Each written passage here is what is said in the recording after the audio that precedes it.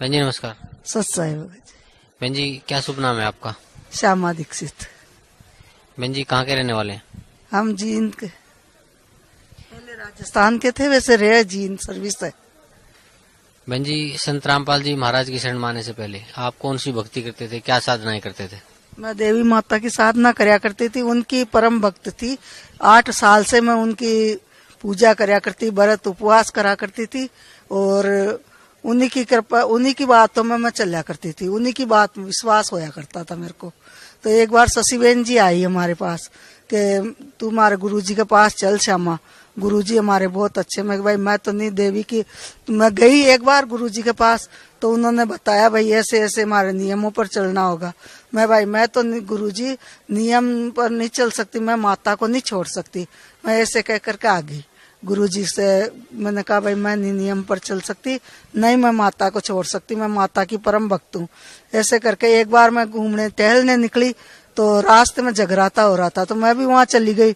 वहां जगराते में जाकर मैं सबसे पीछे बैठ गई। माता ने आवाज दी श्यामा श्यामा, तो मैंने कहा भाई मैं तो पहली बार आई हूँ, मैं तो जानती भी नहीं कौन आवाज दे रहा है, मेरे को क्यों दे रहा है। फिर आवाज दी श्यामा श्यामा, तो मैंने कहा भाई चल मेरा भी नाम श्यामा ही है। मैं चली गई तो कहा तू मेरी परम पूज्य भक्त है और तू है ना मेरी जोत जला 1.25 साल की।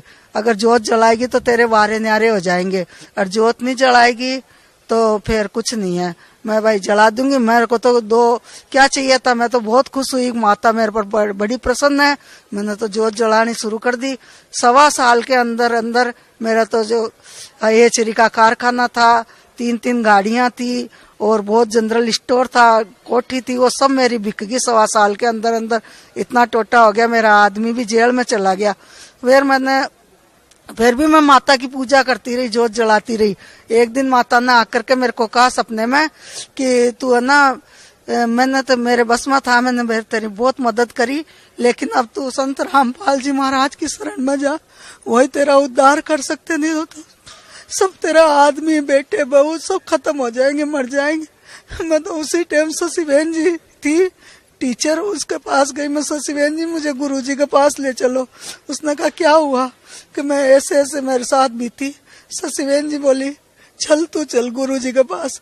गुरुजी के पास गए, गुरुजी बोले बेबे अब कैसे आई मैं महाराज, ऐसे ऐसे। शशि बहन जी ने बताया इसके साथ ऐसे हुआ।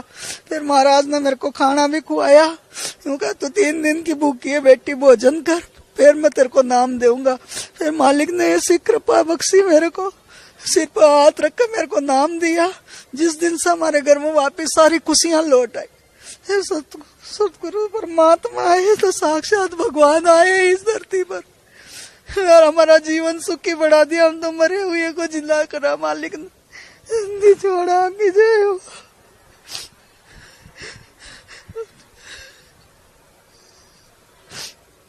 साक्षात भगवान है जी।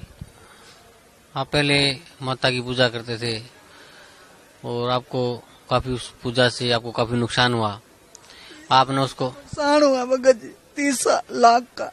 अगर पहले वो 30 लाख का मैं नाम लेती, उससे पहले नुकसान हो जाता तो मैं परमात्मा को छोड़ देती है। लेकिन जब मेरे को पता चला 30,000 का भी नुकसान हो जाता तो मैं मालिक को कह दे भाई ये मेरे तो इनके शरण में आई तो नुकसान हो गया, मैं माता को कभी नहीं छोड़ती। लेकिन जब माता इतना 30 लाख का नुकसान हो गया, सब कुछ खत्म हो गया, तो माता ने मेरे को आकर के शेर पर सवार होकर आई और मेरे को दर्शन दिए। जब मैं भागी परमात्मा की शरण में आई, मालिक ने मेरा सब कुछ करा। परमात्मा की वजह से आज हम सुख शांति से हैं, पहले से भी ज्यादा खुशियां हमारे घर में। बहन जी भगत समाज को जो आज भी माता की पूजा करते हैं या और देवी देवताओं की पूजा करते हैं या और महंतों पंथों संतों के पास उनकी पूजा करते हैं, उनकी बताई हुई भक्ति करते हैं, उनको आप क्या कहना चाहते हैं? मैं उनको यही कहूंगी, सभी भाइयों को बहनों को हाथ जोड़कर विनती करूंगी कि आप ये परम पिता परमात्मा खुद कबीर परमेश्वर के रूप में प्रकट हुए हैं, आप इनकी शरण में आओ और इनसे नाम दीक्षा लो और अपना उद्धार करो। सच साहिब यही मेरी बार बार विनती है, सभी से हाथ जोड़कर प्रार्थना है मेरी कि आप सब परमात्मा की शरण में आओ, नाम लो और अपना जीवन सुखी बढ़ाओ।